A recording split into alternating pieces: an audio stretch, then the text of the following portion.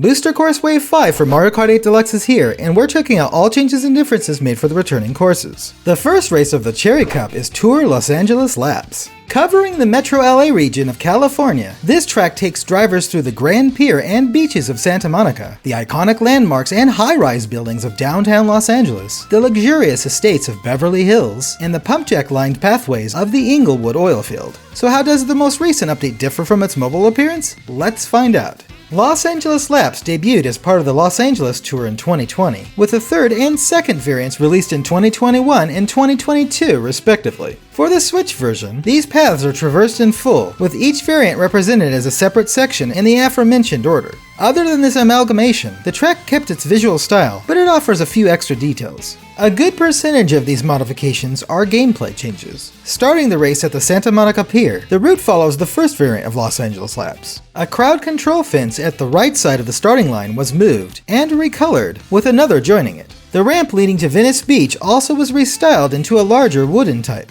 Rope fencing was installed along the coast in 3 parts, and the nearby chairs were pushed back. Ahead, the sidestepper moved closer to the palm tree, and a half-pipe ramp was added atop the bowl ramp of the Venice Beach skate park. Just before the road connecting to what may be Ocean Park Boulevard, a sidestepper left and those remaining shifted spots. Instead of turning left at Tongva Park to return to the pier and complete the circuit, drivers turn right towards Los Angeles City Hall along the third variant route, going under the bridge to start lap, or more accurately, section 2.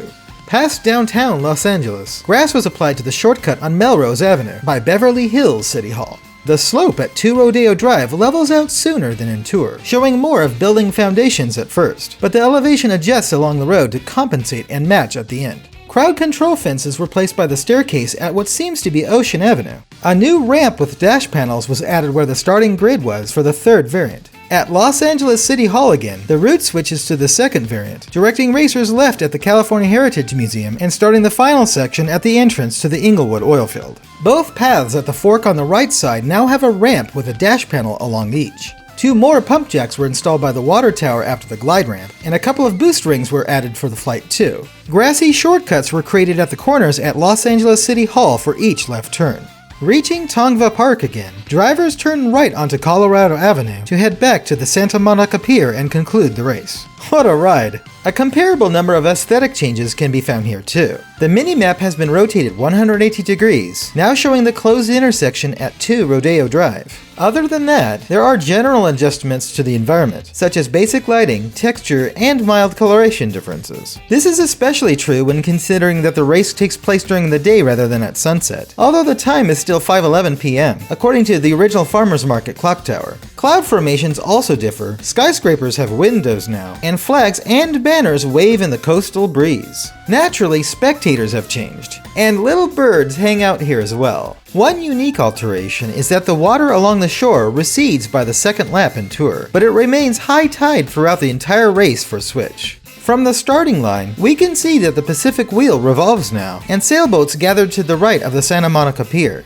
At the Venice Beach skate park, a blooper amidst the graffiti had its eyes smudged out. Arrows were painted on the bowl ramp, but nearby buoy arrows were pulled out of the water. Basic sailboats also disappeared from the ocean by the Roundhouse Aquarium of Manhattan Beach, replaced by fewer character-themed sailboats. Just before the transition to asphalt, the red surfboard leaning against the palm tree turned green. The chevron-marked crowd control fences by the Venice on the Beach Hotel were restyled with more added, and other such barrier adjustments can be seen throughout the course. And the highway railing leading up to the bridge starts earlier, with arrows applied to it. A new Mario Kart banner was attached to the side of the bridge, and a matching starting line was added below for Section 2. Oh, it's the Los Angeles Convention Center. So many memories of E3. Anyway, the glide ramp at Dodger Stadium was given a steel panel, and street lamps in this spot and beyond are lit now. However, the floodlights were turned off. None of this seems to lessen the visibility of the new fireworks bursting above the field.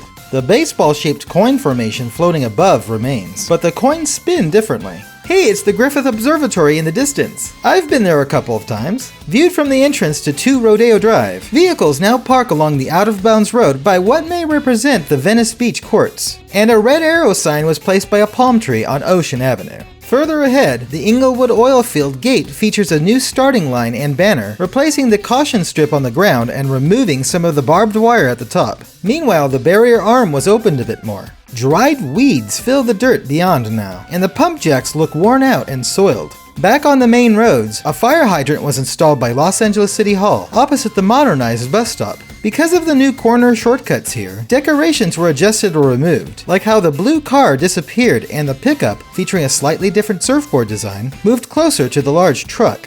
And, expectedly, only 8 Deluxe has some of the coarse sound effects, such as the ocean waves and seagulls. For real.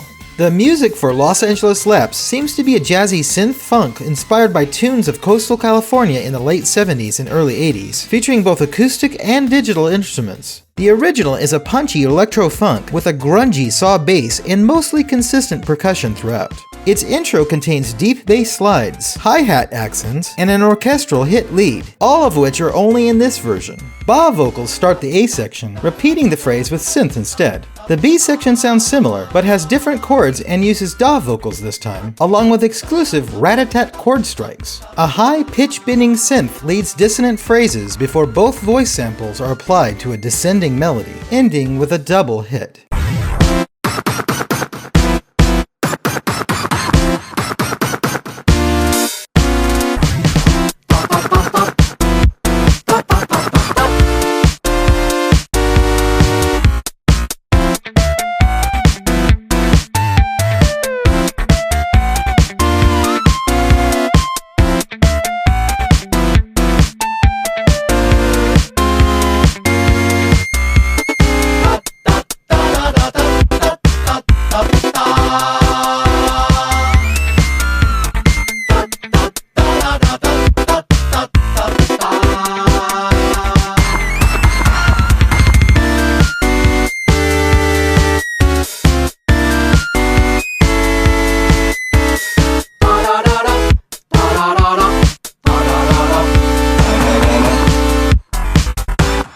That's dank. The arrangement is more of a jazz fusion with a touch of future funk, having a more smooth sound in general.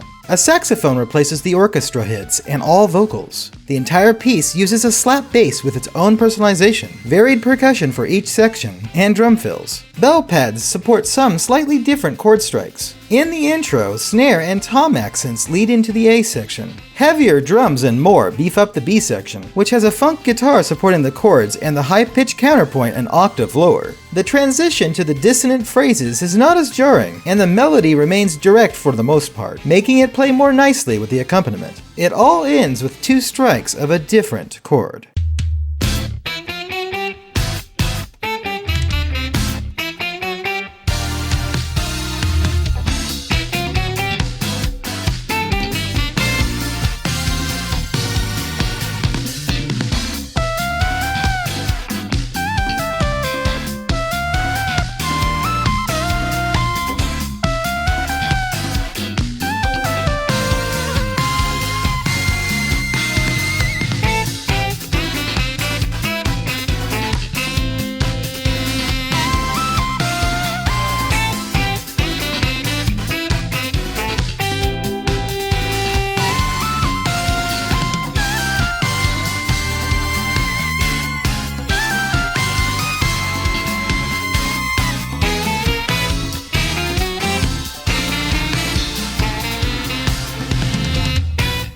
It's a slappin' good tune to hear when cruising down the coast in a convertible on a sunny day. And that's about it for all changes we found in Tour Los Angeles Laps. This track has quite the variety in scenery over the span of the race, with decent shortcuts and nice ramp additions, and it is, overall, faithful to both Tour's main variants and the classic LA vibes. But what do you think? Have you found any notable changes that we missed? Let us know in the comments below. And of course, stay tuned to GameXplain for more on Booster Course Wave 5 for Mario Kart 8 Deluxe and other things gaming too. Thanks for watching. Until next time, ciao.